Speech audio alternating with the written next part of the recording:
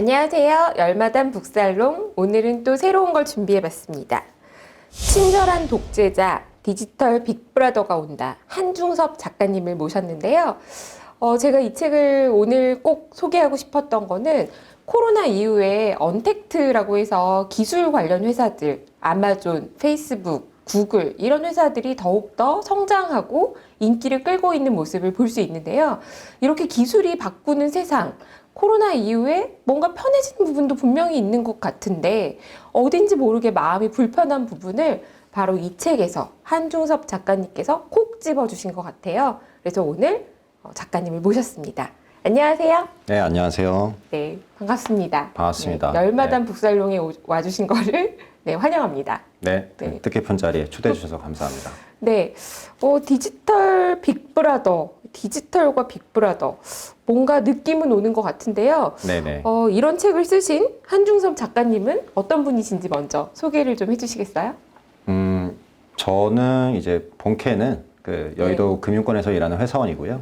이제 부캐는 이렇게 틈틈이 좀 생각나는 것들을 아이디어를 구체화해서 책을 쓰는 작가입니다. 본캐는 여의도 금융인이신데 이렇게 재미있는 책을 쓰시는 또 작가님을 부캐로 하고 계시는. 네네. 네, 뭔가 저랑 비슷한 면도 있으면서 제가 또 비슷하다고 하면 독자들이나 한중섭 작가님이 싫어하실 수 있으니까 바로 책으로 넘어가겠습니다. 네. 이 책은 4장으로 구성이 되어 있고요. 처음에 디지털 빅브라더가 탄생한 거, 그리고 2장에서는 그들의 횡포, 그리고 3장에서는 감시와 통제를 돕는 첨단 기술들에 대해서 말씀해 주시고 마지막에 포스트 코로나 초감시 사회의 도래, 이렇게 이제 4가지 장으로 구성이 돼 있어요. 작가님께서 이 책을 이렇게 쓰실 때 각 장에 대해서 어떤 생각으로 어떤 내용들을 쓰셨는지 좀 브리핑을 좀 해주실 수 있으실까요? 네, 간단하게 말씀을 드리면 일단 1장 디지털 빅브라더의 탄생은 어떤 역사에 대한 부분입니다. 그래서 감시라는 게 어떻게 생겨났고, 그리고 이제 기술의 발전이 감시의 패러다임을 어떻게 바뀌었는지, 그리고 이제 20세기 들어가지고 인터넷의 발달이 감시의 패러다임을 어떻게 바꿨고, 또 뭐 닷컴 버블이라든지 9.11 테러와 애국법, 그리고 이제 그 디지털 기술을 활용해서 이제 빅브라더가 되어버린 그 인터넷 기업들의 스토리를 다루고 있고요. 네. 2장인 이제 디지털 빅브라더의 횡포 같은 경우는 디지털 빅브라더들이 가지고 있는 부정성에 대해서 다뤄요. 현재에 대한 이야기입니다. 이것은. 그래서 예컨대 우리가 이따가 자세히 이야기할 필터 버블이라든지 아니면은 스마트폰 SNS 중독이라든지 아니면 여기서 더 나아가서 최근 들어서 이제 정치에도 이게 인터넷이 많이 영향을 미치기 시작했잖아요. 그래서 이제 좀 민주주의에 이게 어떻게 좀 독이 되는지, 그리고 또 어떤 자본주의의 또 새로운 패러다임을 열었다고 평가받고 있는 또 감시 자본주의에 대한 이야기까지 다루고 있고요. 3장 같은 경우는 그럼 지금 이 디지털 빅브라더들이 가만히 있냐, 이제 네. 이 테크 기업들 또 기술 기업들의 특징은 이제 그 기하급수적인 발전을 한다는 건데, 맞아요. 정말 무서운 속도로 이 신기술들이 이 디지털 빅브라더의 위세가 커지는데 기여를 하고 있어요. 그래서 각각의 어떤 첨단 기술들이 이 디지털 빅브라더들을 키우고 있는지에 대해서 이제 다뤄요. 블록체인이라든지 아니면은 뭐 스마트 헬스케어라든지 안면인식 기술이라든지 또 요새 또 많이 많고 있는 이제 우주 사업, 그 네. 인공위성 같은 것들이 어떤 영향을 미칠 수 있을지에 대해서 이제 다루는 장이고요. 마지막으로 이제 포스트 코로나 초감시 사회의 도래 같은 경우는 이제 코로나가 좀 잠잠해진 후에 네. 초감시 사회가 도래한다면 어떤 모습일까에 대해서 이제 좀 전망을 하는 어떤 장이라고 보시면 될 것 같아요. 다시 말해서 좀 미래에 대한 얘기를 하는 장이 이제 4장이 될 것 같습니다. 작가님께서 생각하시는 그 말씀하시는 처음에 정의하실 때 디지털 빅브라더 설명을 해주시는 장에서 작가님께서도 조지 오웰의 1984 언급하셨어요. 그리고 올더스 헉슬리의 멋진 신세계. 이 2가지 소설이 좀 비슷한 점도 있고 차이점도 있는데 작가님께 이들 책이 좀 영감을 주었나요? 상당히 많은 영감을 줬고요. 사실은 뭐 하나가 이제 낫다 아니다라고 얘기하기 어려울 정도로 네. 저한테는 대단히 많은 영감을 준 책들이고, 사실은 1984와 멋진 신세계는 디스토피아의 양대 소설로 꼽히는 맞아요. 책이잖아요. 네. 근데 이제 그 책이 보여주는 그 어두운 사회의 단면이 굉장히 다릅니다. 예컨대 1984 같은 경우는 이제 전형적인 뭐 경찰 국가. 네. 그래서 이제 권력자가 공포를 이제 조장을 하고 통제를 강화하는, 그래서 이제 소위 말하는 이제 찍소리도 못하는 그런 사회를 그리고 있다면, 멋진 신세계는 이제 전혀 다르죠. 겉으로 보기에는 모두가 행복해 보이잖아요. 네. 모두가 행복하고 그 어떤 강제력도 없어 보여요. 그 사회에서는. 그리고 시민들은 울적한 기분이 들거나 우울한 생각이 들 때마다 이제 소마라는 마약을 먹죠. 마약을 먹고 이제 뇌가 마취되고 이제 이런 것들이 어떻게 보면 되게 우민화된 그런 사회를 그리고 있고 이 쾌락으로 권력자가 이제 시민들을 이제 지배하는 그런 사회를 다루고 있는데 저는 이제 오늘날 우리가 이제 좀 고민해봐야 할 디지털 빅브라더 문제에 있어서 이 두 책들이 시사하는 바가 되게 많다고 생각을 해서 이 책들을 좀 다시 읽어보고 또 집필하는데도 좀 많은 영감을 받았던 것 같습니다. 1984 같은 경우는 어쩌면 1980년대에 진짜 통제하는 국가가 나왔더라면 이런 느낌일 수 있겠다 이런 느낌도 들고요. 반면에 멋진 신세계 같은 경우는 어쩌면 2030년, 2040년쯤에는 이런 나라가 나오는 게 아닐까? 이런 걱정도 좀 돼요. 뭐 맞아요. 그 어디까지나 제 개인적인 생각인데 네. 그 둘 다 정말 뛰어난 선구안을 가지고 그 어떤 부정성을 많이 내다봤던 것 같아요. 미래 사회에. 근데 제가 느끼기로는 올덕스 헉슬리가 조지 오웰이 틀린 건 아니지만 올덕스 헉슬리가 좀 더 멀리 내다본 것 같다라는 생각이 들고 저는 이제 오늘날 현대 사회를 이렇게 보면 각 국가마다 이제 조금 다른 양태를 보이고 있잖아요. 네. 근데 이제 1984와 가까운 국가는 뭐 이제 중국을 비롯한 좀 권위주의적인 정부가 집권하고 있는 그런 국가들이 정말 놀라울 정도로 그 1984에서 묘사된 그 사회와 닮아가고 있다고 저는 개인적으로는 생각을 하고 있고요. 네. 그럼 이제 다른 진영, 중국과는 조금 다른 체제를 가지고 있는 진영이 있잖아요. 민주주의, 자유민주주의 이쪽 같은 경우는 어떤 면에서는 굉장히 멋진 신세계와 유사한 그런 모습을 보이고 있다라고는 개인적으로는 생각을 합니다. 이미 도달한 게 아닌가. 예. 그쵸. 거의 방향이 그렇게 가고 있는 것 같아요. 그래서 그런 측면에서 저도 시청자분들께 이 두 개의 책을 혹시 안 읽어본 분들이 계시면 미래 사회를 예측하는 데 상당히 도움이 되는 네. 그런 우리 의식을 좀 깨워줄 수 있지 않을까 맞습니다. 그런 생각이 저도 좀 들고요. 특히 멋진 신세계에서 제가 이제 공감하는 부분 중에 하나는 이 1984에서는 좀 더 통제하는 사회라면 직접적인 통제라면 그쵸. 멋진 신세계는 자꾸 쾌락과 뭔가 기쁨을 자꾸 주면서 약도 먹이고 즐겁게 해주면서 그렇죠. 모두 행복하게 만들어 버리고. 그쵸. 예. 행복에 취해서 예. 비판적인 생각을 못하게 만드는 그렇죠. 이게 좀 더 지금의 현실이 다가가고 있는 모습에 가깝지 않나 이런 생각이 저도. 그래서 제가 책 제목을 이제 친절한 독재자 디지털 빅브라더라고 쓴 것도 독재자긴 독재자인데 굉장히 친절하잖아요. 맞아요. 어떠한 강제력을 쓰지 않고 오히려 우리의 삶을 굉장히 편리하게 만들어 주거든요. 이 디지털 빅브라더들이. 저는 이제 그들이 다 나쁘다고 얘기하는 게 아닙니다. 다만 이제 이러한 부정성도 있다라는 거를 좀 강조하고 싶을 뿐인데 어쨌든 독재적인 독재자인데 굉장히 이제 자비롭고 친절해요. 네. 그리고 어떠한 강제력과 무력을 쓰지 않아요.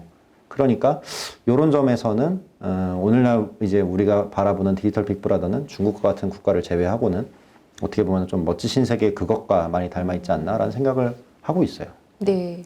이게 코로나 이후에 사실 우리가 해외에서 대처하는 국가마다 대처하는 것을 보게 되면 중국 같은 경우는 정말 1984처럼 그렇죠. 일사불란하게. 네, 일사불란하게 해서 지금 확진자 0 뭐 이렇게 발표를 하고 있고 반면에 뭐 유럽, 특히 뭐 프랑스 이런 국가들은 워낙에 또 자유를 강하게 얘기하니까 그렇죠. 예. 또 다른 모습을 보여주고 있어요. 그렇죠. 그래서 프랑스 같이 하면 안 된다라고 보시는 분들도 계시고요. 왜냐면 협조를 안 하고 국민들이 시위하고 있고 그러니까 많이 병이 걸리고 문제가 있다 이렇게 생각하시는 분들도 있는데요. 네네. 작가님의 견해는 어떠신가요?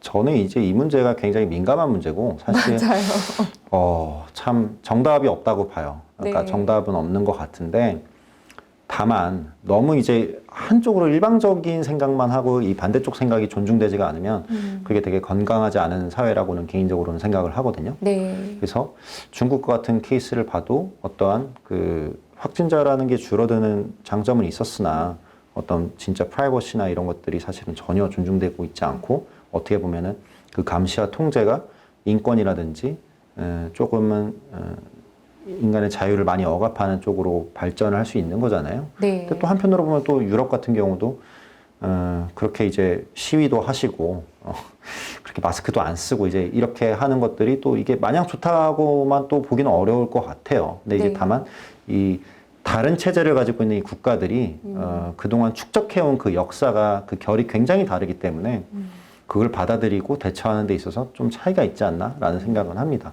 그리고 이게 뭐가 맞다, 정답이다라고 좀 단정적으로 결론 내리기는 어려워 보여요. 그래도 우리한테 지금 필요한 게 있다면 어떤 게 있을까요? 예를 들어서 지금 중국은 테크 기업들을 국가가 데이터를 완전히 통제하겠다 이렇게 그쵸. 예. 얘기가 나오고 있고 유럽은 또 GDPR 뭐 이런 얘기도 있어요. 네. 혹시 그쪽에 대해서도 좀 해주실 말씀이 있으신가요? 중국 같은 경우는 애초에 이제 우리가 그 인터넷이 발달한 역사를 보면은 중국은 되게 독특했던 게 정치적인 동기가 먼저 작용을 했어요. 네. 이게 무슨 말이냐면 이제 인터넷이라는 게 인터넷의 그 원조는 이제 미국 국방부의 아르파넷이라는 그 네트워크입니다. 근데 이제 이것들이 초창기에는 그런 컴퓨터를 하는 사람들과 좀 괴짜 정신을 가진 사람들, 좀 이상주의자들, 아나키즘적인 성향을 가진 사람들이 이 네트워크의 확산을 이끌기 위해서 자발적으로 많이 참여를 했고요. 이게 네. 많이 되게 커졌는데 이러다 보니까 이제 국가가 그 정보를 통제하기가 되게 어려운 거예요. 인터넷이라는 게 이제 정보의 어떤 혁명을 불러일으켰기 때문에 그래서 당시에 이제 90년대 말일 겁니다. 그때 이제 중국에서 민주화 운동이 이제 인터넷을 통해서 일어나는 그런 움직임이 있었어요. 네. 그러니까 이제 당시에 중국 정부가 어떤 대처를 하냐면 이거 안 되겠다, 이거 끊어야겠다 싶어가지고 인터넷 망을 다 차단하기 시작해요. 차단하기 시작하고 만리 방화벽이라고 부르는 거대한 그 파이어월을 만듭니다. 이걸 이제 황금방패 프로젝트라고 하는데 네. 그러면서 이제 그 당시에 그래도 인터넷 비즈니스는 해야 되잖아요, 기업들이. 그러니까 이제 당시에 알리바바라든지 뭐 바이두라든지 텐센트라든지 뭐 등등등 큰 기업들이 이제 탄생을 했는데 정부에 협조하지 않으면 살아남을 수가 없었어요. 대신에 이제 협조한 대가로 그 당시에 이제 인터넷은 미국에 의한 미국을 위한 그 생태계가 형성이 되고 있었는데 그 당시 이제 중국에서도 미국 기업들이 영업을 하고 있었단 말이에요. 이베이라든지 야후라든지 이런 네. 회사들이 다 쫓겨납니다. 중국 정부의 말을 안 들으니까.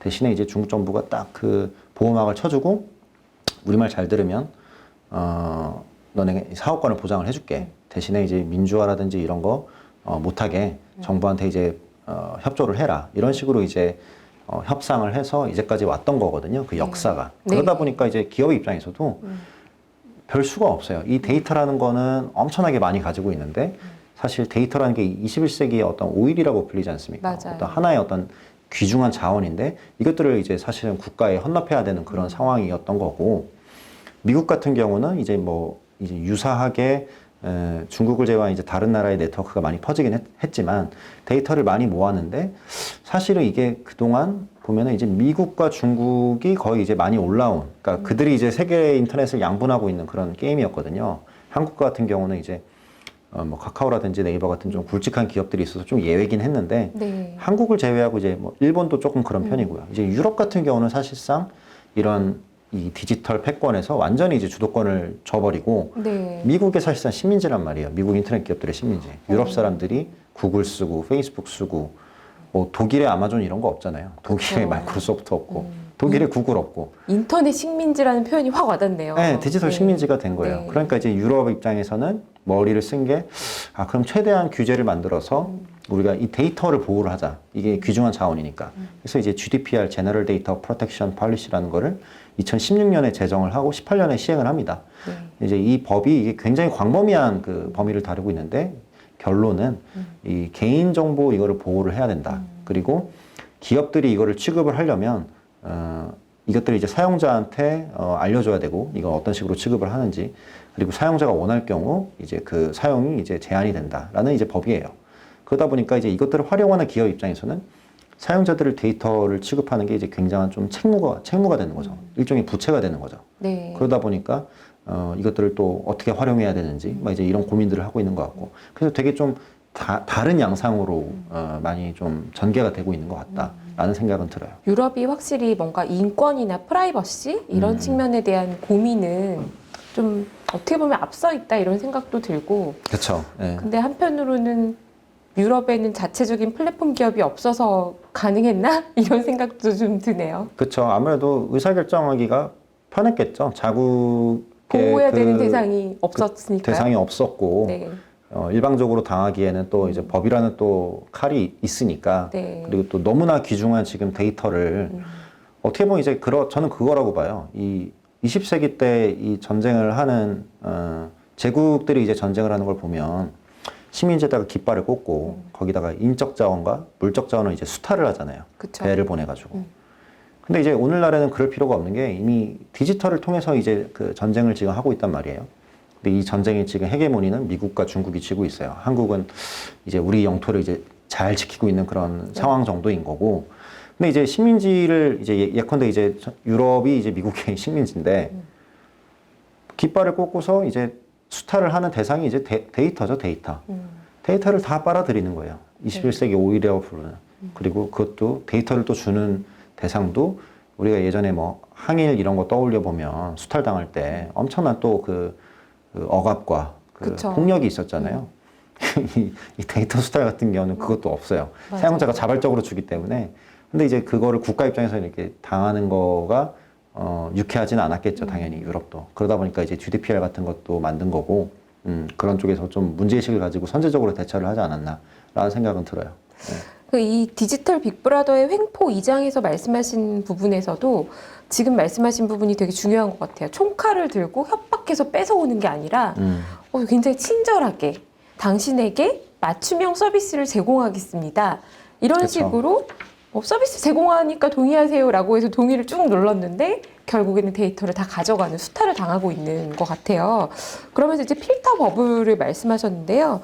이런 거의 문제점, 이게 대체 어떻게 돼가고 있고 뭐가 문제인지. 그 필터 버블의 정의부터 먼저 할 필요가 있을 것 같아요. 네. 이제 필터 버블은 인권 운동가인 이제 엘라이 프라이저라는 분이 그분의 저서인 생각 조종자들에서 처음 제시한 개념이에요.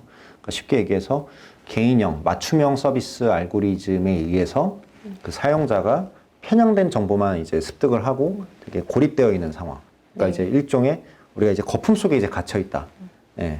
이제 그런 것들을 이제 필터 버블이라고 정의를 하는데 이게 문제가 뭐냐면 이게 우리가 일상생활에서 너무나 깊숙하게 이 문제가 지금 침투해 있는데 우리가 인식을 하지 못하는 경우가 많아요. 네. 예컨대 지금 열매님이나 저랑 유튜브 화면을 보면은 네. 화면이 많이 다를 거예요. 이게 다 네. 개인화되기 때문에 유튜브 한번 켜보세요. 어떤 화면이 있는지 그 테마를 얘기해 주시면 저 같은 경우는 뭐가 네. 나오냐면요. 지금 뭐 이제 경제, 금융, 그리고 뭐 인문학, 영화, 네. 그리고 뭐 제 일과 관련된 것들, 뭐 이런 게 나와요. 아니면 이제 뭐 음악 같은 것도 좀 나오고. 네. 열매님은 어떠세요? 저는 인포맥스가 나오고요.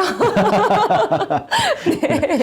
네, 경제 관련 채널이 많고, 저도 네. 음악도 좀 있고, 네네. 또 저는 자녀 교육에도 관심이 많아서, 네. 또 자녀 교육 얘기도 그쵸, 나오고요. 그쵸. 제 네. 계정을 아들도 동시에 쓰고 있어서, 아들이 보는 로블록스나 마인크래프트도 상당히 많이 나옵니다. 겹치는군요. 네. 그러니까 이제 이것처럼 알고리즘이 사용자들을 사실 편리하게 해준다는 명목으로 우리의 취향이나 이런 것들을 다 데이터로 파악을 한단 말이에요. 네, 파악을 하는데 이것들의 문제가 뭐냐면 예컨대 이제 그거죠. 내가 예를 들어 나는 이거를 좋아하고 이걸 보고 싶은데 사실은 뭐 이런 세계도 있는 거잖아요. 이 다른 세계들도 있는 거잖아요. 네. 네, 근데 이제 이것들이 존재하는 거와 아예 존재하지 않음으로 표시가 돼서 나한테 이게 안 보여지는 건 전 되게 다르다고 보거든요. 네. 근데 이제 필터 버블의 문제점은 이것들을 아예 이제 싹 그냥 없애버리고 너의 세계는 그냥 이거야 라고 이것만 보여주는 게 되게 편협한 사고를 할 수가 있고 그리고 어떻게 보면은 우리가 타인을 되게 이해하는데 되게 제한이 있는 그러니까 타인을 이해하기 되게 어려운 그런 부작용도 있을 수 있다고 생각을 해요. 네. 그리고 여기서 더 나아가서 이게 또 정치에도 이게 영향을 미치는데 어떻게 미치냐면 예컨대 제가 약간 우파적인 기질이 예를 들어 있는 사람이다 네. 하면은 제가 보는 컨텐츠들은 다 우파적인 컨텐츠예요. 그 얘기만 해요. 저는 세계가 그 세계라고 생각을 해요. 근데 만약에 열매님이 좌파적인 그 성향을 가진 분이라면 열매님의 유튜브나 페이스북이나 이런 데에는 다 이제 그런 컨텐츠들만 노출이 돼요. 그리고 이 세계밖에 없다고 생각을 해요. 그러니까 이게 점점 더 양극화가 되고 네. 이 중간이라는 게 없어지는 또 그러한 부작용도 있는 것 같습니다. 네. 그러니까 인터넷으로 연결된 세상을 만든 줄 알았는데 그쵸. 연결된 안에서 좀 더 편협한 세상을 나에게 보여줄 그러니까 수도 있는. 개인이 네. 굉장히 파편화되고 원자화되어서 이 네. 필터 버블에 둘러싸인 이 고립된 마치 이제 무인도에 고립된 것처럼 그런 지금 저는 상황이 펼쳐지고 있다고 생각을 해요. 예. 이게 좀 상당 기간 이런 식으로 지속이 된다면 네, 사람들이 점점 더 한 가지 방향으로만 생각하고 그럴 가능성이 꽤 위험해 보이긴 하네요. 그렇죠. 그리고 이제 그런 것도 큰 것 같아요. 예컨대 과거에는 동시대를 사는 사람들이 어떤 전반적인 사회적 공감대나 문화적 공감대 이런 것들이 있었단 말이에요. 네. 예컨대 예를 들어 이제 저 같은 경우는 제 세대가 모두가 공감하는 그런 키워드 중에 하나는 2002년 월드컵. 이거는 이제 전 국민이 사회적 공감대를 가졌던 그건데 요새 같은 경우는 이게 개인이 보는 그 사각 스크린에서 보는 이 화면이 다 다르기 때문에 몰라요, 그것들을. 어떤 맞아요. 일이 벌어지고 있는지도 모르고 나는 내가 보고 싶은 것만 보고 이 알고리즘도 내가 보고 싶어 하는 것만 보여주고 그렇기 때문에 전혀 몰라요. 그러니까 이게 너무 이게 개인화되어 있고 너무 파편화되어 있고 약간 좀 전반적인 그 공동체라고 할 수 있는 그런 것들이 많이 좀 와해가 되는 게 아닌가? 라는 생각도 드는 요즘입니다. 정말 중요한 말씀인 것 같아요. 근데 이게 이제 또 3장에 넘어가서 첨단 기술이 여기서 더 더해지면 지금까지보다도 더 큰 변화가 나올 것 같아요. 그렇죠. 블록체인, 스마트 헬스케어, 스마트 스피커, 안면 인식 기술 이런 것들이 더 개발되면 어떤 문제가 있을까요? 사실 이것들이 뭐 개별적으로 이렇게 발전을 하지만 네. 이게 또 상호적으로 융합이 되어가지고 맞물려서 되게 기하급수적인 발전을 할 가능성이 전 높다고 보는데 그게 이제 첨단 기술의 역사이고 사실상 이게 되게 초래할 문제들이 되게 많아요. 예컨대 이제 뭐 블록체인 같은 경우는 이게 이제 뭐 가치의 인터넷이라고 불리는 기술인데 네. 지금 돈이 다 이게 디지털로 바뀌고 있잖아요. 디지털 화폐도 지금 각국이 다 한다고 하는데 예컨대 얼마 전에 서베이를 한 걸 보니까 BIS라고 중앙은행들의 중앙은행이죠. 여기서 서베이를 한 걸 보니까 이제 각국이 CBDC를 검토하고 있는 데가 80%가 넘는다고 하더라고요. 네.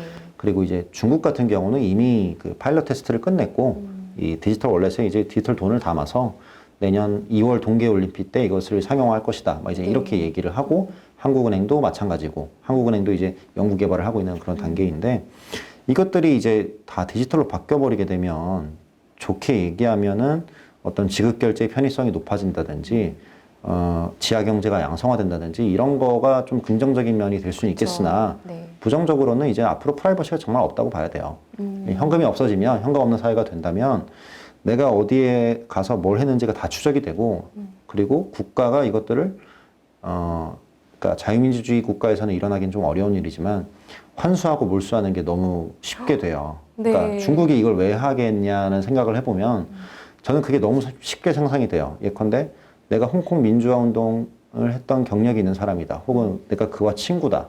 많은 이제 위챗 메시지를 주고받았다. 이제 이러면 블랙리스트로 이렇게 분류가 돼가지고 예를 들어 이 사람한테 경제적 불이익을 준다든지 여차하면 이 사람이 그런 자금줄까지 다 끊어버린다든지 하는 게 너무 쉽게 가능해질 것 같다는 생각이 들어요.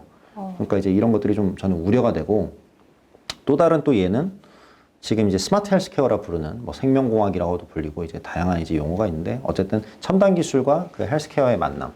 지금 웬만한 우리가 빅테크 기업들, 디지털 빅브라더들이 다 공통적으로 투자하고 있는 분야가 헬스케어거든요. 그렇죠. 근데 이제 이들이 왜 이러냐라는 생각을 좀 할 필요가 있어요. 왜냐하면 그들도 알고 있거든요. 자기들이 이 빅브라더 문제에 직면을 하고 있고 굉장히 많은 지금 비판을 받고 있다. 그리고 미국에서는 이런 얘기도 나오잖아요. 반독점법에 걸려서 이 기업들이 쪼개질 수도 있다. 이제 이런 얘기가 나오는데 이 기업들이 그럼 넥스트 뭐를 찾아야 돼요. 넥스트를 찾아야 되는데 이 헬스케어 같은 경우는 인간의 어떤 그 원초적인 두려움을 건드는 거거든요. 이 네. 죽음과 어떤 아픔이라는 그쪽을 건드는 건데, 이 빅테크 기업들이 하고자 하는 목적은 다 그거예요. 이 질병을 치료하는 게 아니라 우리가 질병을 사전에 감지하고 예방해 줄게. 예, 그래서 우리 디지털 디바이스나 우리 디지털 서비스를 네가 이용을 하면 사전에 질병을 예방할 수 있고 실제로 각종 실험을 해봤더니 통계가 이렇게 나오더라. 이걸 서비스를 이용을 해야 너가 안 죽을 수 있어. 라는 이제 메시지를 주고 싶은 거예요. 그 기업들은. 그러니까 이제 이걸로 제일 많이 활용되는 게 이제 뭐겠어요? 스마트폰 다음에 뭐겠어요? 스마트워치. 와치. 네, 네. 그런 거 많이 하잖아요. 글래스 뭐. 네. 그렇죠. 글래스는 아직까지 뭐 보편화되지는 않았으나 네. 넥스트 스마트폰이 뭐냐 하면은 스마트워치가 현재로서는 가능성이 좀 있어 보이는데 네. 이제 이거를 끼면은 지금 단순하게 이제 혈압을 측정하고 내 수면의 퀄리티를 측정하고 만보기 역할을 하고 이런 거가 되지만 이게 또 기술과 발전을 해서 이게 기하급수적으로 이게 발전이 한다면 내가 이걸 참으로써 질병을 사전에 예방할 수 있고 아니면 네 몸에 지금 암세포가 뭐 있을 것 같은데 빨리 병원에 가보는 게 좋겠어. 이런 알람이 뜬다든지 이런 서비스가 가능해질 거라는 거예요. 머지않은 미래에. 네. 그러다 보면 이제 사람들 입장에서는 이 부정성에 대해서 알고 있음에도 불구하고 내가 좀 더 많은 데이터를 이 기업들에게 공개를 할수록 내가 살거나 아프지 않을 확률이 높아지는 거잖아요. 그러니까 사실상 선택지가 없다. 네. 그러니까 그거를 싫어할 사람이 없죠. 싫어할 사람이 없잖아요. 네. 모두가 쓸 수밖에 없는. 그리고 되게 근원적인 두려움이잖아요. 그게. 그러다 보니까 이쪽 기술도 굉장히 이런 감시를 정당화하는데 많이 활용이 될 수가 있다고 저는 좀 생각을 하고 있고 그리고 이제 또 우리가 고려를 해봐야 되는 것 중에 하나가 지금 대형 몰이나 백화점이나 뭐 관공서나 이런 데 가면 안면인식 기기들이 다 설치가 되어 있잖아요. 네.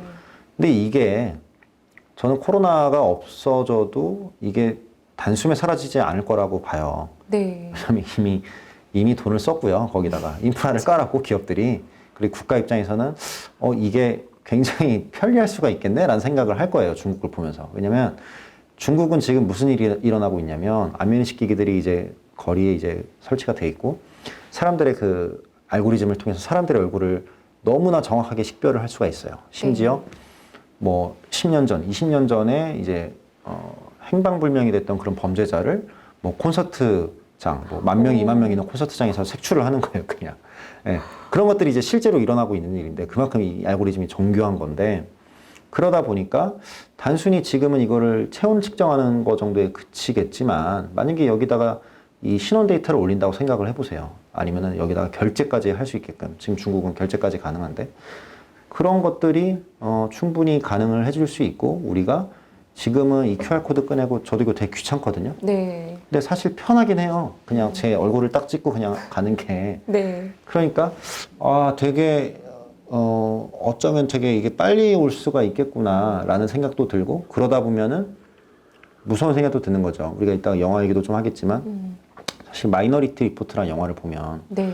거기도 이런 안면식 기술이 나오거든요. 안면식 기술이 나오고 그 사회는 범죄를 미리 예측해서 그 범죄자를 색출하는 그 범죄자가 실제로 범죄를 저지르기 전에 이제 이런 행동을 하는데 되게 어떻게 보면 되게 좀 소름 끼치는 시나리오잖아요. 근데 네. 그 사회는 그걸 되게 안전하고 이것 때문에 이 기술 때문에 모두가 평화를 찾았다고 막 광고를 해요. 그렇게 치안율이 높아졌고 어떤 사건 사고가 줄어들었고 이런 식으로 광고를 하는데 어찌 보면은 지금은 단순하게 사람들의 체온을 측정하는 기기에 지나지 않지만 저게 미래에 어떻게 바뀔지 모른다. 네. 그래서 사람들이 지나갈 때 또 개인화 알고리즘을 통해서 필터 버블을 통해서 내 홍채 인식을 딱 하고 나한테 맞는 또 광고를 쏴줄 수도 있는 거고 그 전광판 같은 기계가. 네. 그러니까 이런 것들이 아마 뭐 공상과학 영화처럼 들릴 수 있겠지만 실제로 중국에서 일어나고 있고 머지않은 미래에 우리나라에서도 일어날 가능성이 있다라는 점을 좀 말씀드리고 싶어요. 저도 좀 공감하는 게요. 네. 그 최근에 기업들 중에 AI 면접을 보는 기업들이 좀 생겼어요. 이게 그쵸. 특히나 코로나 때문에 사람들이 만나지 못하다 보니까 컴퓨터로 AI 면접을 봐라 이런 게 좀 생기더라고요. 그렇죠. 근데 이것도 어떻게 보면은 좀 더 나아간 미래에 안면을 보고 기계가 저를 평가할 수도 있다. 그렇죠. 저의 유형과 말씀하신 것처럼 마이너리티 리포트처럼 그렇죠. 이 친구는 직장에 와서 조직 생활을 잘할 사람인지 그렇죠. 이런 거부터 아니면 네. 반항기가 좀 심해 보인다든지. 그렇죠. 얘는 이 데이터에 의하면 퇴사율이 높다. 뭐 1년 내 퇴사율이 높아. 뭐 이제 이런 것들을 판단할 수 있겠죠. 그리고 그걸 일방적으로 통보할 수가 있을 텐데 사실 그런 게 저는 되게 위험하다고 봐요. 왜냐면은 이 알고리즘을 만드는 것도 결국 인간 프로그래머가 하는 거고 근데 이제 이 알고리즘이 결국 공정하지가 않거든요. 어떻게 네. 보면 되게 편향된 데이터가 들어가면 편향된 값이 나오고 때문에 이제 좀 신중하게 그러니까 약간 이제 보조적인 툴로 활용해야지 이거를 절대적인 걸로 믿으면 안 된다고 생각을 하는데 개인적으로는 네. 근데 이제 점점 권위가 그쪽으로 가고 있다라는 생각은 지울 수는 없는 것 같아요. 예. 그러게요. 그러니까 우리가 지금까지는 기술을 활용하는 입장이었는데 어느 날 기술에 의해서 지배당하거나 또는 그쵸. 예. 기술이 저를 평가하는 이런 AI가 저를 평가하면 기계한테 잘 보여야 되나? 그러니까 주인과 하인이 약간 이제 뒤바뀌어 버리는 맞아. 그런 이제 조금 아이러니한 상황이 연출될 수도 있지 않을까라는 이제 좀 고민을 하는 것 같아요. 근데 누군가는 블록체인 아까 잠깐 지나가면서 말씀하셨는데 그래서 블록체인 같은 게 분산형에 의해서 뭔가 지금 빅테크 기업이 독점적으로 가져가고 있는 데이터를 같이 공유하고 그럼으로 인해서 빅브라더를 와해할 기술이라고 생각하시는 분들도 계세요. 물론 제 생각은 아니에요. 네. 근데 이 부분에 대해서도 이건 좀 오해다라고 책에서 언급하셨더라고요. 어떻게 보시나요? 그러니까 이제 대표적인 게 뭐 이제 뭐 비트코인이나 이제 이더리움이나 뭐 이제 이런 가상자산들이 어떤 그런 중앙 권력. 그러니까 비트코인도 이제 스토리가 그렇잖아요. 어떤 네. 중앙화된 금융기관들을 이제 불신해서 어떤 민주적인 화폐를 만들어 보자라는 식으로 나왔는데 그리고 이게 정부가 쉽게 통제할 수 없게끔 추적할 수 없게끔 이제 애초엔 그렇게 시작을 했단 말이에요. 그쵸. 저는 이게 이제 한 수십 년 전, 한 30년 전에 이제 실리콘밸리라고 봐요. 그러니까 아주 이상적인 생각을 가지고 시작을 한.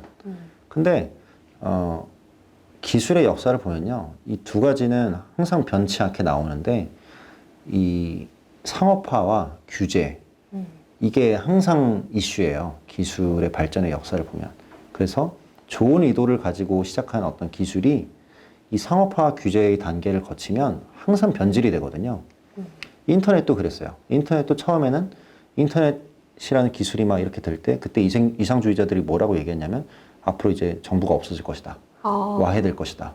어떤 가상의 그런 국가가 생겨날 것이다. 이런 식으로 됐는데 우리가 지금 돌이켜보면 그렇게 됐습니까? 안 됐죠. 네. 상업화라는 그 돈을 벌어야 됐고요. 닷컴 버블 이후에. 돈을 벌기 위해서 수익화 모델을 고민하다 보니까 이거 사용자 데이터를 잘 이렇게 취해가지고 광고주들한테 팔면은 떼돈을 벌 수 있겠는데? 라는 생각을 한 게 이제 구글이었고 그걸 또 발전시킨 게 페이스북이었는데 그러다 보니까 변질이 된 거죠. 그리고 또 이제 규제가 또 강화되지 않았습니까? 규제 같은 것도 뭐 중국에서 사업을 하려면은 중국 정부한테 이제 도장을 받아야 됐고 미국 같은 경우도 마찬가지였죠. 네. 그러다 보니까 이제 좀 변질이 된 건데 비트코인을 비롯한 블록체인도 사실은 처음에는 그렇게 좋은 의도를 가지고 이렇게 시작을 했으나 지금 돌아가는 양상을 보면 똑같은 지금 이슈에 직면하고 있어요. 상업화 규제에 똑같이 직면을 하고 있고 규제가 전 세계적으로 강화되고 있는 양상이고 기업들은 이제 돈을 벌어야 그 관련된 이제 기업들은 돈을 벌어야 되기 때문에 사실은 비즈니스 모델을 만들어야 되고 또 정부에 협조할 수밖에 없어요. 왜냐하면 그렇죠. 라이센스를 받아야 되기 때문에 대부분의 기업들은 그렇기 때문에 이제 정부에 협조할 수 없고 정부가 그 고객들 데이터 내놔 아니면 거래 내역 이거 다 내놔 이러면은 줄 수밖에 없는 거예요. 내가 안 주고 싶어도. 그러니까 그것들이 점점 변질되고 있다라고 저는 좀 보여지고요. 네. 그리고 이제 사람들의 오해와는 달리 이게 뭐 범죄자들이 쓰는 돈이 아니고 네. 이게 오히려 너무 투명해서 블록체인의 특징은 그 공개형 분상 장부거든요. 원장이거든요. 모두가 볼 수 있어요. 그거를. 모두가 볼 수 있어요. 파놉티콘처럼. 네. 그러니까 이게 프라이버시 감시에 과연 도움이 될 수 있을까라는 저는 좀 의구심은 가지고 있습니다. 그 취지는 좋으나 네. 뭐 익명성 코인도 있고 뭐 다양한 게 많은데요. 과연 이 상업화 규제의 이 덫에서 이것들이 벗어나서 메인스트림으로 주류로 발돋움할 수 있을까에 저는 조금은 조심스러운 입장을 가지고 있습니다. 예. 그럴 수 있겠네요. 말씀하신 것처럼 이게 좀 더 보편화되려면 상업성이 있어야 더 널리 쓰일 거고 그러기 위해서 참여하는 기업들은 정부의 규제에 상당히 협조할 수밖에 없는 그래서 그쵸, 예. 이미 지금 뭐 거래소 컴플라이언스 규제라든지 그럼요. 예. 특근법 시행도 우리도 앞두고 있는데 그럼요. 예. 이제는 고객의 데이터를 다 정부에 제공한다라고 하면 정말로 그야말로 투명한 원장으로 공개가 되겠네요. 너무 투명해서 문제입니다. 그것도 그게 문제인가요? 네. 너무 투명해서 문제이고, 그 실제로 이제 과거에 9.11 테러 이후에 애국법이 강화되고 미국이 이제 전 세계적으로 디지털 감시를 행하고 있다는 게 밝혀졌잖아요. 근데 네. 그 밝혀진 계기가 NSA라는 그 국가 기관에서 일했던 에드워드 스노든이라는 분이 내부 고발을 한 거죠. 사실은 미국 정부가 전 세계인을 대상으로 감시를 했고 그 감시에 협조한 이제 기업들이 너네가 다 맨날 쓰고 있는 그 인터넷 기업들이야라는 거 이제 폭로를 한 거잖아요, 몇 년 전에. 이제 그래서 그분이 이제 러시아로 망명을 했는데 그분도 그런 얘기를 한 바가 있어요. 이 블록체인의 가장 큰 문제가 어쩌면 이제 투명성일 수 있다. 너무 투명하기 때문에 이게 문제일 수 있다라는 얘기를 한 적이 있습니다. 트루먼 쇼를 여기 책에도 언급해 주셨어요. 그리고 디지털 감시 사회를 그리는 유명한 영화들이 진짜 많은데요. 뭐 그쵸. 마이너리티 네. 리포트. 그리고 저는 조금 다르지만 뭐 레디 플레이어 원 굉장히 감명 깊게 봤었고 이런 이제 메타버스가 인기를 상당히 끌고 있는데 작가님께서는 인스타그래머블한 모두의 트루먼 쇼라고 한 챕터를 또 쓰셨어요. 네네네. 네. 이게 웃으면서 넘어가면 안 될 것 같은 그런 느낌을 제가 받았거든요. 네. 우리가 이거를 어떻게 봐야 될까요? 그러니까 저도 인스타그램을 하는데요. 네. 이제 인스타그램을 관찰을 하면서 제가 느끼는 게 좀 있는데 예전에는 사람들이 자기의 그 사생활을 드러내는 걸 별로 안 좋아했어요. 그쵸. 그리고 좀 사회적, 경제적 지위가 높은 분들은 자기의 사생활을 드러내는 법이 없었습니다. 대부분. 보통 이제 그 높은 대궐에서 사시거나 예, 아니면 저기 펜트하우스에서 살거나 자기들끼리 프라이빗한 그런 모임을 가지거나 했는데 요새는 이게 상황이 완전히 역전이 된 것 같아요. 왜냐면 자기 삶을 드러내면 드러낼수록 그리고 관심을 얻으면 얻을수록 이게 또 돈이 되고 권력이 되잖아요. 인플루언서가 돼야죠. 인플루언서랑 어떤 새로운 잡이 또 탄생을 한 거고 네. 이 인플루언서가 벌어들이는 또 돈이 무지막지하거든요. 그러다 보니까 점점 이제 그런 양상들이 좀 있는 것 같은데 인스타그램에는 슬픔이 없어요. 인스타그램에는 기쁨밖에 없거든요. 그렇잖아요. 열매님도 슬픈 거를 이렇게 인스타그램에 올리신 적이 있으신가요? 저는 있는데요. 자식이 막 너무 말을 안 듣거나 막 시험 공부나 막 이런 걸 너무 안 해가지고 엄청 싸우고 막 이랬는데 그런 걸 올리세요? 아니면은 얘가 적당한 거? 그죠? 그렇죠. 그쵸. 대부분의 사람들이 그래요. 네. 저도 예를 들어 뭐 유쾌한 일이 있을 때 주로 올리는 편이지 뭐 불쾌한 일이 있을 때 이제 그걸 올리는 편은 아닌데 저도 마찬가지인데 어쨌든 그 메커니즘 그렇게 형성이 되어 있는 것 같아요. 근데 이제 이것들을 보면은 이게 되게 트루먼 쇼 같다. 트루먼 쇼가 이제 트루먼이라는 남자의 어떤 삶이 네. 전 세계 그 사람들이 그 지켜보는 리얼리티 쇼거든요. 맞아요. 걔의 삶이 트루먼의 삶이 그냥 하나의 쇼예요. 하나의 쇼고 트루먼의 주변에 있는 사람들도 다 연기자들이고 트루먼의 세계도 그냥 이제 하나의 그 촬영지죠. 촬영지고 그 트루먼 쇼의 감독은 일종의 신이에요. 네. 근데 이제 인스타그램이나 이런 걸 보면서 사람들이 자기 사생활을 노출을 하고 기꺼이 자발적으로 이런 것들을 보면서 또 인스타그래머블하게 올려야 되잖아요. 그 법칙이 있잖아요. 네. 예, 아주 기쁘고 유쾌하고 화사하고, 명랑하게 네. 화사하고 그러니까 이런 것들을 보면서 이게 되게 이 영화와 좀 접점이 있을 수 있겠다. 뭐 이런 좀 생각이 들고 메타버스 레디 플레이어 말씀을 하셨는데 저는 이제 제가 좀 꼬여서 그런 건지 몰라도 어떤 현상에 대해서 이제 저는 긍정성보다는 부정성을 좀 보는 사람이에요. 근데 이제 메타버스 요새 핫하잖아요. 네. 거의 메타버스가 이런 IT나 뭐 투자업계나 이런 데서는 거의 무슨 미원인 것 같아요. 메타버스가 들어가면 이게 갑자기 이게 또 엄청 핫한 그게 돼버리는 것 같은데 근데 이제 모두가 메타버스의 긍정성에 대해서 지금 얘기를 하고 있단 말이에요. 메타버스가 넥스트 스마트폰이다. 넥스트 인터넷이다. 우리는 앞으로 메타버스에서 살게 될 거다. 뭐 이제 이런 잠밋빛 전망들을 많이 하는데 저는 이게 또 감시의 패러다임이 또 한 단계 도약을 하는 거구나 라는 생각이 들어요. 왜냐면은 메타버스의 그 가상세계에서는 사실상 이 메타버스를 창조한 기업과 혹은 뭐 소수의 그 권력자가 되겠죠. 이 소수의 이 사람들 혹은 기업들이 정말 절대 다수한테 행사할 수 있는 권한이 너무 많아요. 그렇죠. 통제할 수 있는 권한도 너무 많고 그리고 교묘하게 그 프로파간다를 통해서 이 사용자들에게 수많은 사용자들에게 메시지를 심어주는 것도 너무 쉬운 거죠. 그리고 감시하는 거는 말할 것도 없고 왜냐면은 메타버스 세계 자체가 하나의 거대한 세계 나쁘게 말하면 감옥이죠. 예, 네. 나쁘게 말하면 감옥이고 디지털 감옥. 네. 좋게 말하면은 뭐 하나의 유원지인데. 네. 예. 그러니까 이제 그것들에 대해서는 부정성이 거의 언급이 안 되는 게 저는 조금 의아스럽고 뭐 나라도 얘기를 해야겠다라는 생각이 들어서 이제 이런 얘기를 하고 있는 겁니다. 레디 플레이어 원 보면은 보셨나요? 네, 저는 너무 감명 깊게 봤어요. 어떻게 보셨어요? 네, 저 같은 경우는 레디 플레이어 원을 소설로 먼저 읽었고요. 그 소설로 먼저 읽게 된 계기가 제가 외신을 우연히 뉴스를 보다가 이 작가가 레디 플레이어 원의 시놉시스만 써놓고 아직 풀 버전을 쓰기 전인데 영화로 만들면 좋을 것 같다라고 해서 영화 감독들한테 입찰을 시켰는데요. 스티븐 스필버그가 최고가에 이거를 네네. 내가 사겠다. 네네네. 다 끝나지도 않은 네. 글을 굉장히 비싼 가격에 시놉시스를 사서 영화를 만든다는 거예요. 그래서 제가 매우 흥미롭게 국내에서 책이 나오나 봤더니 또 IT 컴퓨터 번역서를 만드는 회사에서 이거를 또 소설로 번역을 하셨더라고요. 그래서 저는 소설을 먼저 읽고 영화를 기다렸는데요. 영화는 생각보다 한국에서 인기를 끌지는 못했던 것 같아요. 근데 저는 이것도 약간 1984나 올더 석슬리의 멋진 신세계하고는 조금 다르지만 또 굉장히 의미 있는 책이 아닌가. 그렇죠. 굉장히 네. 이제 그 포스터만 보면 사실은 그냥 오락 영화, 상업 오락 영화처럼 보이는데 맞아요. 막상 그 영화를 보면은 굉장한 통찰력과 어떤 시사점이 있는 영화라고 저는 생각을 하고요. 그러니까 그런 생각을 해봐요. 이제 또 공통적으로 디지털 빅브라더들이 아까 제가 헬스케어 쪽에 투자를 하고 있다고 했잖아요. 또 하나의 산업이 있어요. 이게 뭐냐면 게임이에요, 게임. 공통적으로 투자를 하고 있거든요, 그쪽에. 네. 근데 저는 이제 이런 생각을 해봐요. 미래는 이런 이제 게임의 어떤 일상화가 되는 거가 아주 보편화될 거다라고 저는 보고 있거든요. 그 가능성을 보여준 게 포켓몬고라는 게임이라고 저는 생각해요. 네. 포켓몬고를 보면 한국에도 되게 화제가 됐었죠.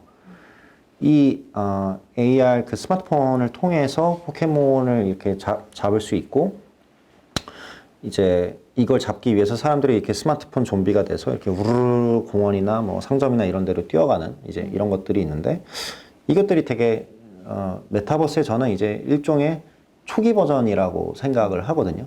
그래서 이제 미래에는 어떻게 될 거냐면 어떤 메타버스 상에서 우리가 게임을 하면서 돈도 벌 수 있을 거예요. 경제 활동도 할 거고 그리고 수많은 또 일자리가 생겨날 겁니다. 반면에 이제 아날로그 세계에서는 이런 AI나 자동화 때문에 많은 일자리들이 줄어들겠죠. 줄어드는 반면 또 이 가상 세계에서의 새로운 일자리가 생겨날 거고 내가 어떤 현실 세계 아날로그에서 내가 예를 들어 뭐 아르바이트 하는 것보다 이 게임에서 내가 게임하면서 이게 돈을 벌 수 있으면 뭐 젊은 친구들이 이제 당연히 그쪽에 시간을 많이 쏟을 거잖아요. 이게 재밌고 그쵸. 돈이 된다면. 그러니까 이제 레디 플레이어 원에서 묘사된 것처럼 많은 사람들이 현실 세계에서보다는 가상 세계에서 이 시간을 보낼 확률이 되게 높아 보이고요. 그리고 그게 되면은 이 데이터를 이제 내어주고 내가 감시당하는 거는 완전 이제 흠뻑 빠지는 거죠. 그 감시망에. 왜냐하면 그 세계가 하나의 어떻게 보면은 감옥이라고 볼 수 있기 때문에 네. 나쁘게 보자면. 예. 근데 이제 그런 것도 좀 피할 수 없는 미래이지 않을까? 뭐 이런 생각을 좀 해봐요. 예. 이 레디 플레이어 원에서 이 주인공이 이 가상 세계에 들어갈 때 VR 기기 이렇게 딱 쓰고 옷 입고 뭐 이렇게 맞아요. 딱 들어가잖아요. 그 하루 종일 거기서 보내고 그쵸. 돌아오고. 근데 저는 이게 코로나가 터지고 나서 더욱더 이런 사회가 현실화될 수 있겠다. 그럼요. 이게 이제 우리가 한번 습관화가 됐잖아요. 네. 습관화가 됐고, 그리고 예전에는 제가 그걸 많이 해요. 화상회의를 되게 많이 하는데, 화상회의 처음 할 때는 되게 낯설었거든요. 이게 되겠어? 대면 회의를 해야 되는 거 아닌가? 뭐 이제 이런 생각을 했는데, 하다 보니까 너무 편한 거예요. 네. 예, 그리고 공간과 인원의 제약이 없다 보니까 많은 사람들이 들어갈 수 있고, 이게 습관화가 되다 보니까, 이게 되네. 이런 생각을 하게 되고, 마찬가지로, 우리가 지금 영화에서 묘사되는 이걸 쓰고 메타버스에 접속해서 뭐 수트 입고 이렇게 돌아다니는 게 지금은 굉장히 영화스러워 보일 수 있지만, 뭐 미래에는 이게 한번 습관화가 되면, 정착을 하면 이것도 일종의 어떤 표준이 될 수가 있겠죠. 예. 네. 그래서 이제 그런 것들도 좀 되게 좀 흥미롭고 무서운 트렌드가 아닌가라는 생각은 들고. 네. 예. 제가 좀 그런 거에 의심도 많고 네. 걱정도 많은 사람이라서 그런지 최근에 이제 줌으로 화상회의를 하면 네. 사람들이 뭐 집중이 잘 안 된다던가 이런 얘기를 하시는 분들도 계세요. 근데 저는 오히려 반대로 이게 녹화가 쉽잖아요. 맞아요. 이거 녹화된다라는 생각과 화면을 보고 있는지 아닌지가 너무 눈에 보이기 때문에 저는 오히려 바짝 긴장하고 앉아 있어요. 이거 나중에 다 녹화한 다음에 AI로 다 돌려보면 각자의 애티튜드 나오겠다. 점수가 야, 나올 것 같은 거예요. 나오겠다. 한중섭 작가님 A 플러스, 뭐 김열매 경청하고 있음, 네, 딴짓하고 있음. 그쵸, 집중 안 하고 있음, 네. 자리 비운 시간 몇 퍼센트, 뭐 이런 거 다 나올 것 같은 거죠. 그래서 제가 조금만 다른 얘기 해보자면 네, 이게 사실 안면인식이랑도 연결이 되는 거거든요. 이 사람의 미묘한 얼굴 근육을 파악을 해서 이 사람이 지금 어떠한 상태인지를 파악하는 것도 이제 가능해질 수 있는 건데 1984에 그런 게 나와요. 표정죄라는 게 나와요. facial crime이라는 게 나오는데 표정죄. 예. 왜냐면 막 그 광장에 사람들을 모아놓고 이제 막 빅브라더를 찬양하는 막 이상한 소리를 하는데 거기에서 내가 약간 이제 좀 안 좋은 표정을 짓거나 하면은 이거 좀 이상한데 이런 표정. 그쵸. 사상 경찰들이나 이런 애들이 그걸 다 캐치를 하는 거죠. 너 지금 진심으로 이거 안 듣고 있지. 그러면서 이제 고문을 해버리거나, 예, 딴 생각하지. 너 잠깐 일로 와봐. 이제 이런 것들이 어떻게 보면은, 그쵸. 말씀드린 것처럼 줌은 굉장히 이제 부분이고, 네. 나중에는 조금 권위적인 정부가 이걸 악용할 가능성도 있어 보인다라는 생각도 들어요. 그게 얼마나 무서워요. 이 사람이 무슨 생각을 하는지를 얼굴 근육의 그 미묘한 변화를 통해서 파악을 할 수 있다는 게 얼마나 무서워요, 그게. 그렇죠. 예. 게다가 그거를 판단하는 AI는 알고리즘이라는 것 자체가 블랙박스기 때문에 예. 근거를 명확하게 제시하지도 않는데 그쵸. 이게 더 발달해서 어느 날 뭐 무인 마트에 갔는데 예. 저는 정말로 무기를 꺼내거나 아니면 훔칠 마음이 없었는데 걔가 저를 너의 행태는 그렇게 분석이 돼 라고 저한테 먼저 삐 알람을 울려버리면 그러면서 이제 갑자기 드론이 딱 날라와가지고 이제 갑자기 경고를 하는 거죠. 네. 그래서 이렇게 하면서 저의 평점이 깎이고 그렇죠. 예. 그런 것도 뭐 우리가 이제 지금 이렇게 웃으면서 얘기하지만 네. 중국에서는 일어날 수도 있지 않을까 이런 생각을 해보고 근데 이런 기술이 도입될 때는 사실은 완전히 나쁘거나 완전히 좋은 게 없어요. 근데 보통 좋은 면이 많이 강조가 되면서 이렇게 스무스하게 도입이 되는 경우가 많은데 저는 그 생각이 나더라고요. 아까 줌 얘기하시니까 이게 학교에 도입이 될 거예요, 먼저. 맞아요. 학교에서 원격 학습이나 이런 걸 하면서 애들이 딴짓하거나 졸거나 이런 거를 캐치하기 위하여 이게 내장이 될 거고 부모들이 그걸 원할 거예요. 그리고 예. 그래서 이제 그것들이 자연스럽게 이게 일상화가 되고 정착이 되고 그걸 또 습관화한 친구들이 또 자라서 어른이 되고 하면은 그게 또 하나의 또 표준이 될 수 있는 기업에서 마찬가지로 그렇게 평가하는 것도 가능해질 것이고 예. 그래서 그런 생각이 좀 드네요. 예. 네. 그러니까 아까 앞에서도 얘기했지만 중국 같은 경우는 강력한 통제니까 우리가 바로 거부감이 드는 사람이 많아요. 이런 민주주의 국가에서는. 그럼요. 근데 더 무서운 거는 오히려 거대 인터넷 기업들이 아마존 고 이런 무인 쇼핑몰 이렇게 하면 편리하다라는 이유로 사람들이 훨씬 수용이 빠른 게 친절하니까요. 네, 친절하니까 친절한 독재자. 친절한 독재자. 예. 네, 어떻게 보면 이게 더 네. 무서운 게 아닐까라는 생각도 네, 더 그래서 드네요. 저는 그런 생각을 해요. 과거에 이제 악명 높은 독재자들이 있었잖아요. 네. 뭐 히틀러다 아니면 스탈린 등등등 있는데 이 사람들이 오늘날까지 살아서 만약에 이 디지털 빅브라더들이 하고 있는 행태를 보면은 박수를 칠 것 같아요. 와, 이게 내가 하고 싶었던 건데. 내가 하고 싶었던 건데 나는 그렇게 수많은 사람들을 이제 희생시키면서 이렇게 했는데 너네는 이거를 정말 세련된 방식으로 구현을 했구나. 돈도 내면서 자발적으로. 기꺼이. 예. 네. 그러니까 이제 그런 생각이 좀 들어요. 제가 이 책에서 쓰신 이 문장을 하나 공유하고 싶어요. 네네네. 포켓몬고 열풍은 감시 자본가들에게 새로운 영감을 불어넣었다.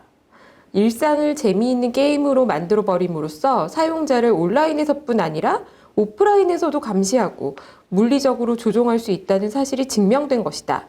게다가 조종당하는 대상이 무척 유쾌한 심정으로 기꺼이 게임에 참여하며 데이터를 제공한다는 사실 또한 증명되었다.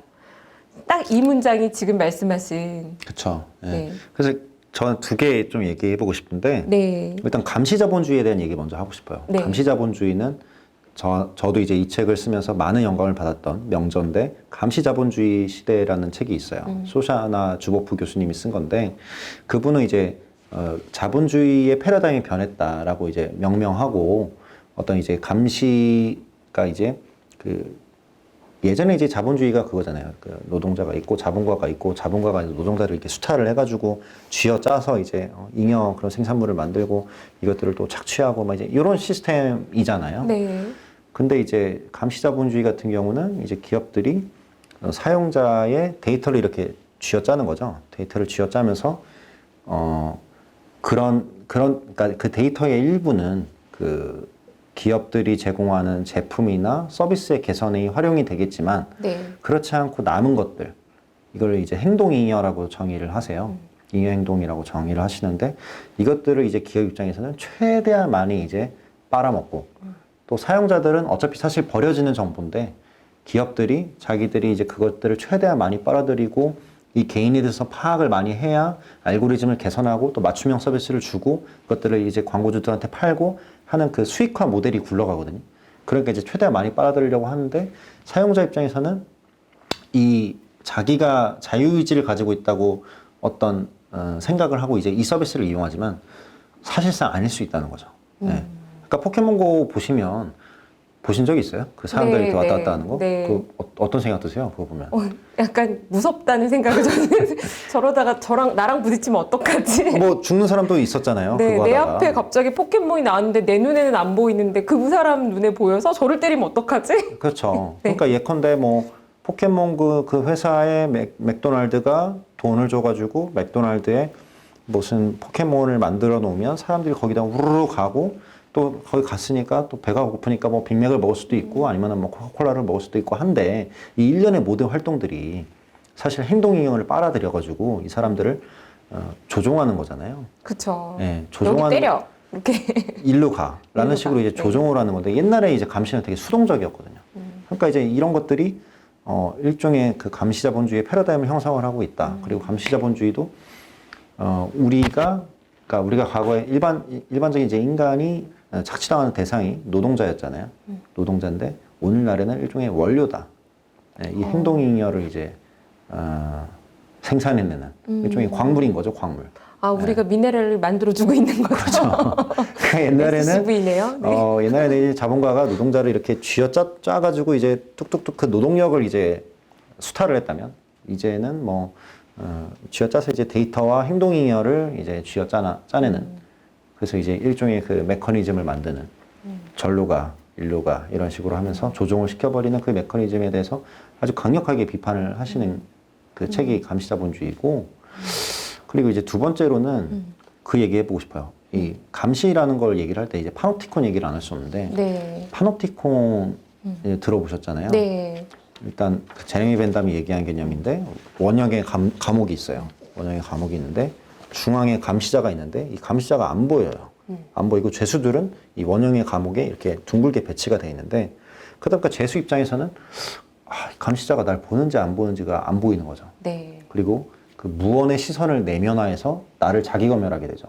내가 이거 괜히 했다가 제가 보는 거 아니야? 이제 이런 생각을 하게 되는 건데 왜냐면 감시자가 있어버리면 그 사람 눈치를 보면서 행동을 하면 되잖아요. 아, 그렇죠. 네, 우리가 뭐 학교 다닐 때 딴짓 많이 하잖아요. 선생님이 복도 끝에 사라지면은 그렇죠. 딴짓을 할 수 있죠. 딴짓을 하는데 이제 안 보이는 거지 그 선생님이. 그러니까 이제 그 어떤 그 감시를 이제 내면화하는 그게 이제 파놉티콘 아주 좀 근대적인 감시의 패러다임이었다면 또 베놉티콘이라는 개념도 있거든요. 베놉티콘은 이제 그러니까 금지한다와 본다의 옵티콘이 합쳐진 거. 근데 이제 이거 같은 경우는 감시를 안 당할래 안 당할 수 없게끔 그냥 강제로 사회적 규율로 만들어 버리는 거예요. 그래서 네가 감시를 안 당하고 싶으면 너 그냥 나가. 이 사회에서 너 배척될 거야. 라는 식인데 이것도 근대에 들어서 이제 좀 파생이 됐지만 현대 들어서 이 디지털 빅브라더들에 의해서 굉장히 확산된 측면이 있어요. 그게 뭐냐면 우리가 이제 카카오톡 맨날 사용하잖아요. 네. 제가 카카오톡을 사용한 지가 10년이 좀 넘었는데 네. 예전에 제가 제대를 하고서 학교를 다니는데 그런 적이 있었어요. 그 당시에는 이런 얘기하면 라떼 같은데 스마트폰이 이렇게 대중화되지 않았고 네. 그 과도기였어요. 피처폰과 스마트폰의 과도기였는데 저는 이제 피처폰을 고수하던 사람이었고 그 분발이 아저씨니까 근데 이제 좀 신입생이나 이런 친구들은 스마트폰을 쓰는 그런 이제 양상이었거든요. 그 과도기였는데 이 스마트폰을 제가 안 쓰니까 조별 과제나 이런 걸 할 때 카톡으로 그 그룹 채팅방을 만들고 하는 거예요. 커뮤니케이션을. 저는 거기에 낄 수가 없잖아요. 그쵸. 근데 이제 처음에는 나 말고도 이게 다른 사람들이 많았는데 점점 하나둘씩 스마트폰을 개통을 하고 카카오톡을 개통하고 하다 보니까 제가 그걸 안 쓸 수가 없는 거예요. 그쵸. 네, 그러다 보니까 저도 이제 결국 깔았고 지금 맨날 쓰고 있는데 마치 이것처럼 이 네트워크에 네가 들어오려면 감시를 일단 당해야 돼 라는 게 이제 바노프티콘의 개념인데 오늘날에는 이게 하나 더 발전을 해서 스마트 옵티콘으로 저는 변했다고 봐요. 스마트하게 보는 거예요. 스마트하게. 그러니까 옛날에는 수동적으로 그냥 이렇게 지켜보기만 한 거였거든요. 감시자가 피감시자를. 근데 오늘날에는 아까 제가 말씀드린 것처럼 포켓몬고처럼 단순히 보는 게 아니라 조종을 하는 거죠. 여기에 메시지를 주어가지고 일종의 넛지를 줘서 너가 절로 가서 이거 사. 네가 저기 가서 뭘 해. 이거 가서 구매해. 이거 검색해. 이거 클릭해봐. 이거 친구 추가 맺어. 이제 이런 식으로 무언의 메시지를 자꾸 이렇게 주면서 조종을 하는 거. 그게 이제 저는 좀 스마트 옵티콘이라고 제가 그냥 부르는데 감시의 패러다임이 변한 게 아닌가 이제 이런 생각을 좀 해봅니다. 포켓몬고가 되게 많은 영감을 줬다고 봐요. 네. 그러니까 그 멋진 신세계에서 문명 사회와 미개인들이 사는 세상으로 갈라져 있듯이. 맞아요. 네. 지금 이런 서비스를 안 쓰면 도저히 100일 수가 없고 문명 사회에서 같이 살 수 없는 정도로. 그렇죠. 네. 그리고 이제 나중에 그렇게 될 거예요. 메타버스 이거 확산되면 내가 이걸 안 하고 싶어도 마치 문명인들은 다 메타버스를 하고 있고 문명인이 아닌 사람들이 이걸 안 하고 있고 이것처럼 이 자녀들 키워보시면 그런 거 느끼잖아요. 예를 들어 스마트폰 이런 거 위험해. 조금 멀리 해야겠어. 이제 이런 생각을 가져도 얘가 자기 친구들이 다 그걸 하고 있으면 사실은 얘 사회생활을 위해서 안 할 수가 없게끔 그게 지금 형성이 돼 있는 거예요. 이게 일종의 또 반옵티콘적인 면이 있는 건데 미래에는 또 메타버스가 확산되고 하면 그런 양상 또한 또 벌어지지 않을까 이런 생각을 해봐요. 도저히 100일 수가 없게끔. 그럼 팀장님도 메타버스 같은 그런 류의 게임들을 좀 하시나요? 전 지금 안 하는데 네. 아까 제가 말씀드린 것처럼 카카오톡 제가 느꼈었어요. 아. 근데 이제 다 하니까 저도 이제 한 건데 메타버스도 그렇게 될 수 있겠죠. 예컨대 뭐 회사에서 메타버스에서 회의를 합니다. 하면 이제 계정 깔고 그거 가야 될 거고 아니면은 뭐 어떠한 다른 커뮤니티를 통해서 그게 또 뭐 형성이 많이 됐으면 당연히 또 글로 가야 될 거고 그러니까 끌려가는 거죠. 제가 자발적으로 간다기보다는 그러니까 그런 게 조금 있지 않을까 생각을 해봅니다. 거기서 제가 뭐 끝까지 이제 저항을 하면 멋진 신세계에 나오는 이 야만인처럼 되는 거고요. 그렇죠. 네. 인간다움을 간직한. 네. 좀 근데 이제 같이 못 어울리고. 네, 해피엔딩은 아니잖아요. 그렇죠. 저희가 스포일은 하지 말기로. 네. 책을 보셔야 되는 분들을 위해서 스포일은 하지 않겠지만 예. 어쨌거나 참여하지 않으면 미개인 취급을 받을 수도 있는 굉장히 어려운 시대가 온 것 같아요. 네. 그래서 이렇게 되면은 작가님 책에서도 우리한테 다가오고 있는 굉장히 큰 위험이 이런 디지털 독재 플랫폼, 독재로 인해서 민주주의의 위기가 올 수 있다. 네. 네. 의사결정을 자꾸 종용하게 되고 파편화된 정보만 취득하게 되면 우리는 민주주의라고 생각하지만 사실은 민주주의가 아닌 방향으로 흘러갈 수도 있는 그런 위험이 있는 것 같아요. 이거를 그래서 감시하라 뭐 이런 말씀도 하셨는데 어떻게 해야 될까요? 이게 되게 어려운 문제예요. 왜냐면은 네. 아까 말씀드렸다시피 이제 이런 디지털 기술과 인터넷 이런 것들이 정치에 영향을 미치기 시작한 건 중국은 이미 애초에 태동하는 게 그렇게 했으나 다른 나라들 같은 경우는 정치에 영향을 미치기 시작한 게 얼마 안 됐거든요. 이렇게 어떤 한 나라의 대통령이 트위터질을 열심히 하고 페이스북에 뭐 사진을 올리고 이제 이런 거가 몇 년 안 됐어요. 기억을 해보시면 불과 몇 년 안 됐는데 이제 그 캠브리지 애널리티카 사건이 이제 중요한 사례일 수 있을 것 같아요. 캠브리지 애널리티카라는 이제 데이터 회사가 사실상 트럼프 대통령을 당선시켰다. 근데 이 당선시킨 그 해법이 페이스북을 활용을 했고 그 페이스북의 개인 정보를 탈취를 해서 힐러리를 지지하는 쪽과 트럼프를 지지하는 쪽 이렇게 쭉 이렇게 나열을 해봤더니 이 중간 계층에게 이제 공격적으로 힐러리한테는 안 좋은 그런 컨텐츠를 삽입을 하고 트럼프한테 유리한 쪽으로 이제 삽입을 하니까 이 중간 중도 쪽은 이제 트럼프로 이렇게 옮겨오는 이제 그런 일련의 활동들을 했던 건데 그러다 보니까 이제 이게 문제가 되게 많았잖아요. 그렇죠. 아시다시피. 네. 그리고 이제 그때 이제 느낀 거죠. 페이스북이나 뭐 이런 트위터나 이런 기업들도 아, 이게 단순히 이제 그 미디어 기업, 소셜 미디어 기업이 아니라 생각보다 큰 책임을 가지고 있다라는 걸 그때 깨달았고 그러면서 이제 그 자정작용이라든지 아니면 이것들을 어떻게 규제할지에 대한 고민을 여러 방면에서 하고 계신 것 같은데 근데 저는 우려되는 건 이런 거예요. 이제 이미 정치에서 이런 인터넷이 너무나 유용하게 활용될 수 있다는 게 증명이 됐다고 봐요. 트럼프 때문에. 네. 그러다 보니까 이제 점점 정치인들이 어떤 진중하고 좀 많은 고민을 하고 이런 묵직한 메시지를 전달을 하는 것보다는 재밌고 유쾌하고 자극이 될 만한 메시지를 그냥 올려버리고 또 알고리즘이 사람들이 좋아요를 많이 누르는 걸 선별적으로 노출을 하고 그쵸. 또 그런 걸 좋아요를 눌렀던 사람들한테만 그걸 노출하기 때문에 이게 계속 반복적으로 재생산되거든요. 그럼 또 지지율이 또 올라가고 이러다 보니까 정치를 하는 입장에서도 결국 지지율이 짱인데 이거 안 할 수가 없는 거죠. 근데 그러다 보니까 마치 쇼가 돼버리는 그런 거가 좀 저는 보면서 우려감이 좀 많이 들고 그리고 이것들을 또 부정적으로도 악용할 수 있는 그런 권위주의적인 정부와 권위주의적인 독재자들 이제 이런 분들을 보면서 많은 생각이 들죠. 인터넷이 원래는 되게 정보의 민주화와 옛날에 그쵸. 아랍의 봄 생각해 보시면 이것도 기술 덕분에 어떤 민주화 운동에 굉장히 좀 긍정적인 영향을 줬던 사례이잖아요. 네. 근데 이제 최근 돌아가는 양상을 보면은 이거를 또 부정적으로 기가 막히게 악용하는 사람들도 있는 것 같다. 기술은 중립적인데 네. 이걸 활용하는 인간이 이제 그렇게 항상 도덕적이거나 정의로운 건 아니기 때문에 이런 문제들이 좀 생기는 것 같고 되게 어려운 문제인 것 같다는 생각은 들어요. 지금 이렇게 흘러간 지가 의식하든 의식하지 못했든 상당한 기간이 이미 많이 진행이 됐을 텐데요. 네. 반대 기술은 없을까요? 갑자기 드는 생각이 이걸 네. 좀 어떻게 좀 제어하는 네. 그런 기술적으로 제어할 수 있는 부분은 없을까요?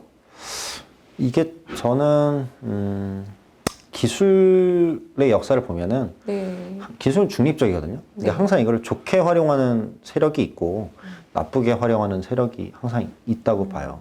그렇기 때문에 무언가 새로운 이제 기술이 등장한다 하더라도 그 기술이 이제 맞는 그 해결책처럼 기존의 이제 기술을 완전히 또 대체하고 모두에게 유토피아가 될 거라고 저는 생각하지는 않아요. 그렇죠.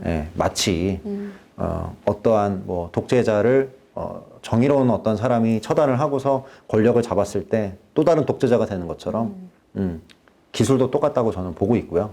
다만 우리에게 필요한 거는 이 문제를 좀 제대로 인식을 하는데 이게 좋은 쪽과 나쁜 쪽에 대해서 이렇게 좀 보고 경중을 좀 파악을 해보고 이것들을 부작용을 최소화하고 좋은 쪽을 좀 최대화할 수 있도록 이것들을 적절히 관리 감독하는 게 필요하지 않을까? 어떤 제도적인 그런 뒷받침과 그 제도적인 뒷받침 전에 이런 문제의식이 좀 선행돼야 되지 않을까라는 생각이 좀 들어요.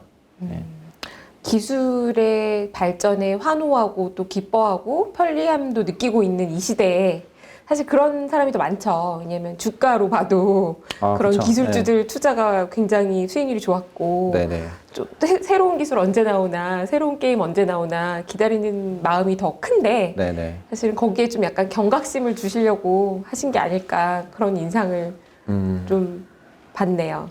그냥 이제 이런 의견도 있다. 네. 그러니까 모두가 이렇게 한 방향으로 얘기할 때 이제 이런 주장을 하는 사람도 있다 정도로 좀 봐주시면 좋을 것 같고 저는 그런 생각이 좀 들어요. 그러니까 사실 우리가 지금 오늘 얘기한 이런 트렌드들, 디지털 감시 트렌드가 새로운 건 아니거든요. 그쵸. 이게 지난 수년간, 10년, 20년간 지속이 되어 왔던 트렌드예요.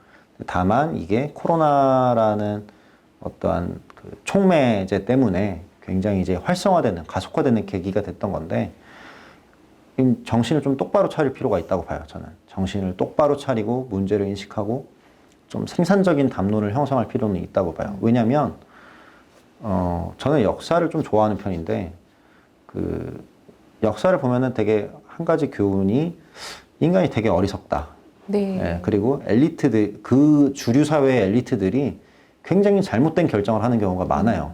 당시에는 마땅하다고 여겨졌던 그런 행동들을 하는 경우가 많은데 예컨대 이제 그거예요. 코로나처럼 뭐 과거에 중세 시대 때 흑사병이 있었잖아요. 네. 근데 당시에는 어떤 종교라는 게 굉장한 절대적인 어떤 그 그 세계관이었고 그리고 당시 엘리트들은 이제 종교인들이었는데 그 종교인들이 보기에는 아 이게 신이 우리가 잘못해가지고 벌을 내린 거다라고 판단을 내려서 다 같이 이제 그 교회에 나가서 기도하고 다 같이 죽고 근데 이제 오늘날에 이제 그런 종교인들도 마스크 쓰거든요. 이제 과학을 통해서 아 이런 병균이 있는 거고 이게 이렇게 모이면은 안 되기 때문에 거리두기를 해야 된다라는 게 과학으로 증명이 된 건데 어쨌든 과거에는 근데 당시 엘리트들은 그걸 마땅하다고 여겼잖아요. 그쵸. 그리고 일반 시민들을 그렇게 행동을 하게끔 강요를 했던 거잖아요. 마찬가지로 오늘날 우리가 똑똑하다고 생각하지만 저는 무지하다 생각해요. 인간이란 종은. 그리고 항상 실수를 한다고 생각하는데 야, 방역을 해야 되니까 당연히 이런 거 QR코드 찍고 안면인식 기기도 달고 이런 거래 내역 이런 거 다 추적하고 그리고 이제 이태원 사건처럼 말 안 듣는 놈들 있으면은 이 문자 이거 보내가지고 빨리 하게끔 하고 해야지 라는 것들이 사실은 방역을 위해서 되게 합당해 보여요. 네. 그게 이해가 안 되는 건 아니에요. 다만 이것이 시간이 지나고 났을 때 예를 들어 50년, 뭐 100년 지났을 때 저는 최악의 경우 이게 또 감시의 패러다임을 또 한 단계 도약한 그 계기가 될 수 있고 굉장히 멍청한 의사결정으로 후손들에게 평가받을 수 있다라고 생각을 해요. 따라서 우리가 더 나은 미래를 만들려면 이러한 좀 문제에 대해서 인식을 하고 완전히 좋은 것과 완전히 나쁜 게 없기 때문에 저같이 좀 안 좋은 얘기하는 사람들의 얘기도 좀 들어보면서 이것들을 어떻게 좀 문제를 해결할 수 있을지에 대해서 경각심을 좀 가지고 그리고 또 너무나 큰 어떤 상대거든요. 그 디지털 빅브라더라는 게 그러니까 다 같이 조금 연대해서 어떠한 해결책이 있을지 좀 고민을 해보는 시간이 필요하지 않을까 싶어요. 개인적으로. 네. 그게 책을 쓴 이유기도 하고. 말씀을 쭉 듣고 오늘 이제 마무리하려고 하는데요. 제가 마무리하려고 하면서 지금 딱 생각해 보니까 저희도 이 열마단 북살롱을 유튜브에 올려야 되잖아요. 그쵸. 그 빅브라더인데 네. 우리가 이렇게 빅브라더의 위험성을 열심히 얘기했어요. 네. 근데 아직 열마담의 존재가 미미하기 때문에 네. 유튜브 알고리즘이 저를 뭐 굳이 잘라낼 것 같진 않지만 네 앞으로는 이런 얘기를 했을 때 네. 빅브라더가 마음에 안 드는 얘기면 사람들에게 올려주지 않겠다. 뭐 그럴 수도 사람들이 있겠죠. 화면에 네. 올려주지 않겠구나.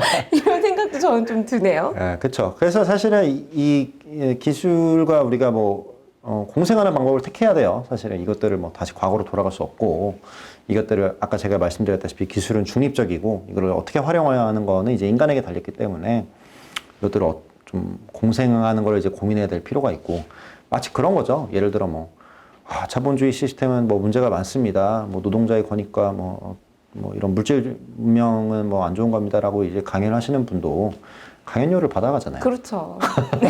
돈 없으면 못 살잖아요. 그렇죠. 네, 그러니까 이거와 공생하는 방법을 우리가 좀 고민을 해야 되지 않을까라고 생각을 합니다. 어떻게 우리 알고리즘님한테 네, 밉보이지 않게. 밉보이지 않게. 너무 네. 밉보이진 않으면서 어떻게 잘 활용할지 고민을 해보면서 그렇죠. 네. 지내야 될 것 같네요. 오늘 함께 해주셔서 정말 감사합니다. 한중섭 작가님, 다음에 또 뵙겠습니다. 네, 오늘 초대해 주셔서 감사합니다. 감사합니다. 감사합니다.